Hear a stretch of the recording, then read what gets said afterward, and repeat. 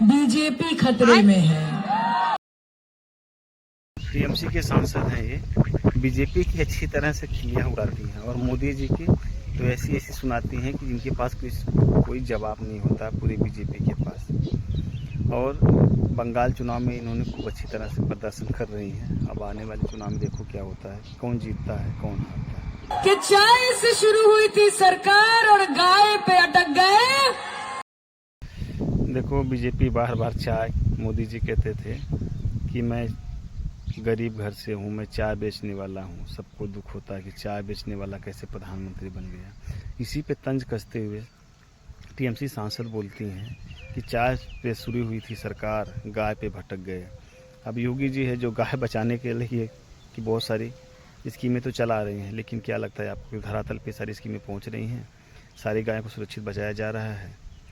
अब कई जगह ऐसे हैं कि जो गौशाला बनाए गए हैं उसके अंदर गायों को बचाने के लिए तो गौ सरकार योगदान देती है, पैसे देती है, लेकिन जो गौशाला वाले हैं, जो गौशाला चलाते हैं, उनको पूर्ण रूप से जो खाने की चीज़ें होती हैं, जो चारा होता है वो नहीं देते हैं, जिससे बहुत सारी गायें मरती जा रही हैं। इसी को तंज करते हुए टीएमसी सांसद बोलती हैं कि चाय से शुरू हुई थी सरकार, गाय पे भटक गई। विकास के पापा मोदी जी रास्ते में।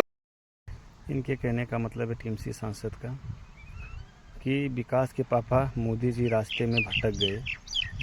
तो विकास का तात्पर्य है कि बहुत सारे स्कूलों को बंद किया जा रहा है, बहुत सारे स्कूलों को बंद किया जा रहा है।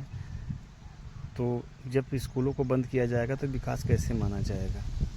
और बेरोजगार इतने सारे लोग हैं जो रोडों पे घूम रहे हैं, जिनका कोई काम नहीं मिल रहा है और विकास का काम कुछ नहीं हुआ। इसीलिए तंज कसते हुए बोलती हैं मोदी जी के ऊपर कि विकास के पापा मोदी जी रास्ते में भटक गए। जबकि और देशों में देखा जाए तो जो सैलरी तय की जाती है, हमारे देश की जो मीडिया दिखाती है कि मंत्री की सैलरी अमेरिका में इतनी है तो हिंदुस्तान में इतनी कम है, और अगर विकास के हिसाब से देखा जाए तो वो नहीं दिखाती है। वहाँ का स्कूल, कॉलेज, यूनिवर्सिटियाँ जिस हिसाब से डेवलपमेंट है हमारे देश में वैसे नहीं है।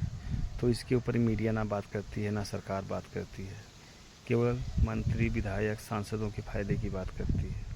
उन्हीं के हिसाब से उनकी सैलरी बढ़ाई जाती है, लेकिन विदेश के हिसाब से हमारे देश में कोई काम किया नहीं जाता। जैसे वहाँ पे प्रोग्रेस हुआ वैसे प्रोग्रेस नहीं किया जाता। बीमारियाँ बढ़ रही हैं, लेकिन हमारे देश के अंदर मेडिकल का जो बजट है ना वो कम किया जाता है।